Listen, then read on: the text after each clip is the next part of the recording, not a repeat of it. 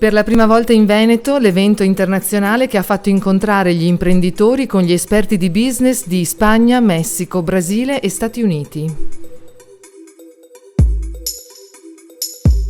Partnership and Business Forum è stato realizzato da Regione Veneto, Veneto Promozione e Confartigianato Asolo Montebelluna, con la collaborazione della società di consulenza Gianesin Canepari & Partners. Abbiamo dato appoggio e ci siamo impegnati a organizzare questo evento assieme alla Regione Veneto, a Veneto Promozione, la Confartigianato e sposando l'iniziativa del Best Franchisee of the World perché siamo convinti che lo strumento delle partnership internazionali nelle loro diverse forme, dall'accordo singolo, il joint venture, il franchising e altre tipologie che via via si vanno a realizzare, sono uno strumento fondamentale per le PMI. Sappiamo benissimo che le PMI sono orientate al fare, a realizzare prodotti, ma non hanno o comunque fanno più fatica a sviluppare una propria strategia distributiva, sia per un problema di investimenti finanziari che anche a volte per un problema di conoscenza tecnica di questi strumenti. Per cui l'obiettivo della giornata di oggi è dare una panoramica pressoché mondiale sulle migliori pratiche, in modo che anche le PMI del Nord-Est possano acquisire tutte le potenzialità di questi strumenti.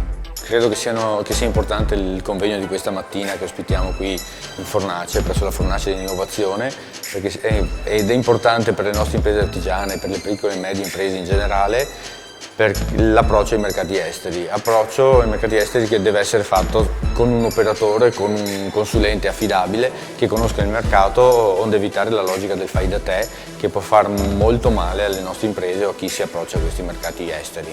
Allora, il networking è la parola chiave per l'internazionalizzazione del domani. Il networking è tutto quello che permette alla nostra aggregazione imprenditoriale di poter affrontare mercati diversamente inaffrontabili, inavvicinabili dal punto di vista del singolo. E la partnership è la struttura, il cappello sotto il quale tutto questo deve evidentemente costituirsi e formarsi. Una partnership può essere anche una partnership istituzionale, anzi più delle volte deve essere una partnership istituzionale, da cui poi dare mandato a quelle che sono delle partnership di tipo operativo, di tipo imprenditoriale e di tipo manageriale.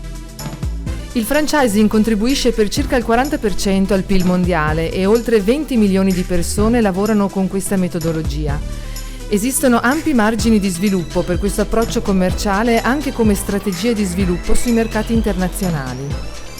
Spesso quando si interloquisce con una piccola e media impresa e si parla di franchising si incontrano delle resistenze o diciamo anche delle paure in quanto si ritiene che il franchising sia cosa per gente grande, sia cosa per aziende più strutturate e più grandi, diciamo.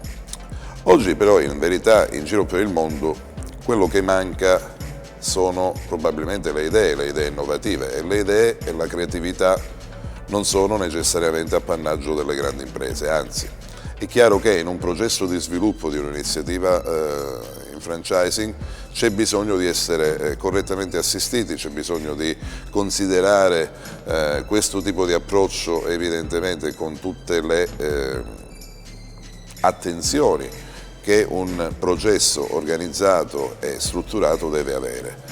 Ma sicuramente esistono delle ampie prospettive di sviluppo per chi ha una buona idea, un buon prodotto, un buon sistema innovativo, affinché questo possa essere sviluppato attraverso il sistema del franchising.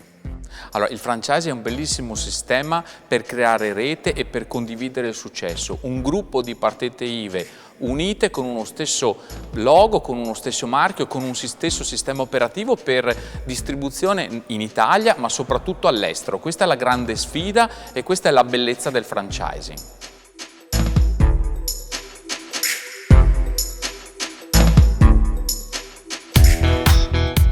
Ad Asolo sono giunti i rappresentanti degli enti che si occupano di internazionalizzazione delle piccole e medie imprese, per fare il punto sugli strumenti a disposizione delle imprese italiane per sviluppare i propri business nei paesi di riferimento. Hoy más que nunca el tema de buscar conceptos de fuera, conceptos novedosos, se vuelve una oportunidad para crecer en el mercado mexicano, ¿no? Pensamos que hay muchos conceptos sólidos de Italia que han podido desarrollarse a nivel Europa, que pudieran encontrar en México grandes oportunidades. Hay marcas como Siete Camiche, que me viene a la mente, que eventualmente de una idea de tratar de llevar un pequeño concepto hacia México ha encontrado una posibilidad de desarrollar su negocio y crecer. Estamos convencidos que el público mexicano y tanto los clientes o los consumidores como los inversionistas podían encontrar en muchas de las marcas italianas un mercado de gran desarrollo, sobre todo con una economía en crecimiento, si bien dependiendo de algunos de los problemas de las crisis globales. Sin embargo, el mercado de las franquicias en México ha probado ser un mercado muy sólido, ¿no? Y sobre todo los inversionistas buscan conceptos novedosos. En Italia todo el tema de restaurantes, todo el tema de cafeterías, todo el tema de diseño.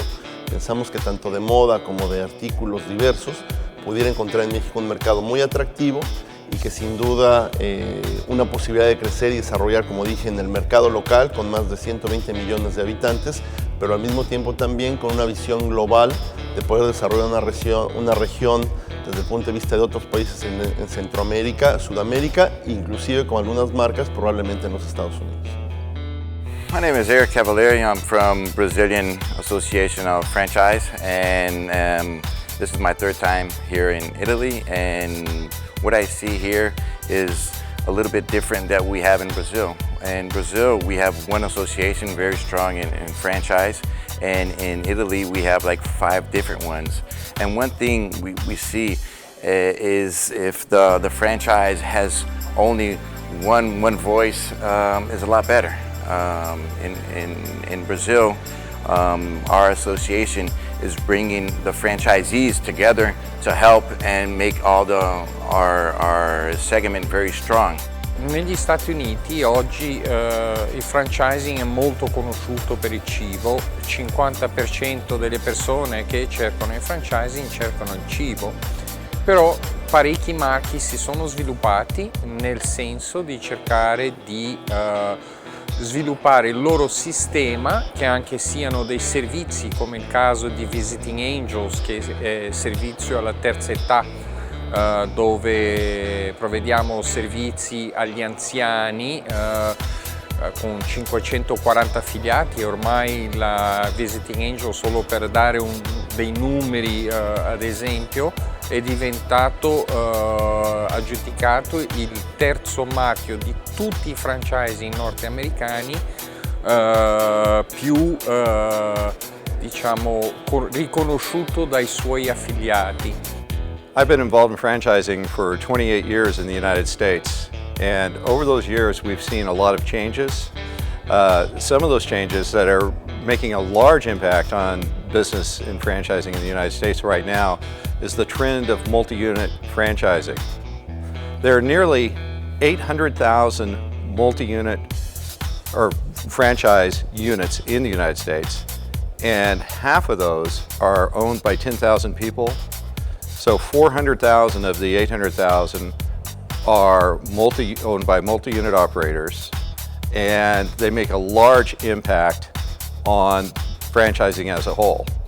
As a matter of fact, that's the fastest growing segment of franchising in the United States. In the last few years, we've seen Italian companies come and exhibit at the multi-unit conference so that they can expose their brand to multi-unit operators in the US that are looking to expand also.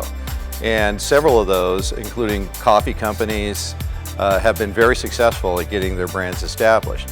Additionally, we've also had Italian investors come to the conference and buy master expansion rights for Italy.